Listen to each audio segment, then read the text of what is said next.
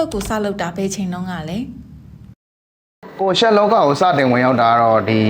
2004ခုနှစ်ပေါ့နော်စပြီးတော့အခုဆိုရင်တော့20နီးပါးရှိပါပြီ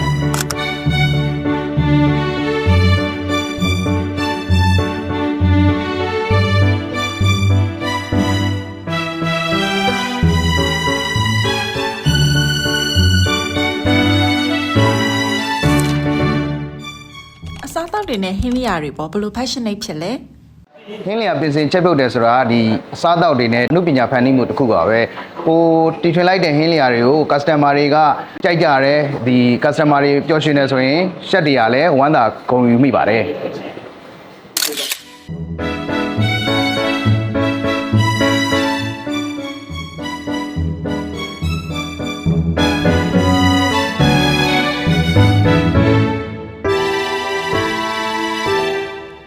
chef တယောက်ရဲ့ daily lifestyle ကဘယ်လိုဖြစ်မလဲ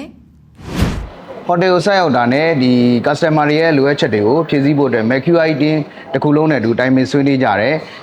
ဒီပြီးတဲ့အခါကျရင်တော့ကျွန်တော်ဒီအိမ်ပြန်ပြီးတော့မိသားစုကိုအချိန်ပေးဖြစ်ပါတယ်ပေါ့ဟုတ်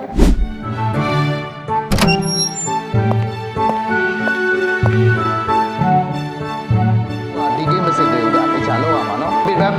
all the best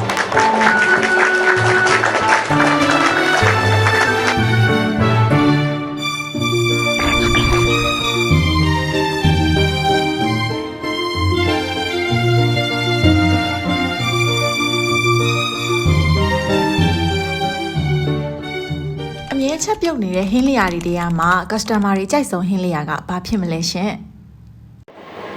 ဒီနေ့အချိန်ထိတော့ဟင်းလျာပေါင်းတော်တော်များများကိုချက်ပြုတ်ပြင်ဆင်ပေးခဲ့မှုပါတယ်ပေါ့ဒီထဲမှာတော့ customer တွေအကြိုက်ဆုံးဟင်းလျာတော့ကျွန်တော်ရဲ့ဒီ chicken confit roll ပေါ့သူကတော့ဒီဖြည်းဖြည်းချင်းဒီ slow cook လုပ်ထားပြီးတော့ chicken တိုက်ကိုတုံးထား chicken ပေါင်နေတာပေါ့အဲ့ဒါကိုတော့ customer တွေတော်တော်များများနှိမ့်ချိုက်ကြပါတယ်ခင်ဗျာဟုတ်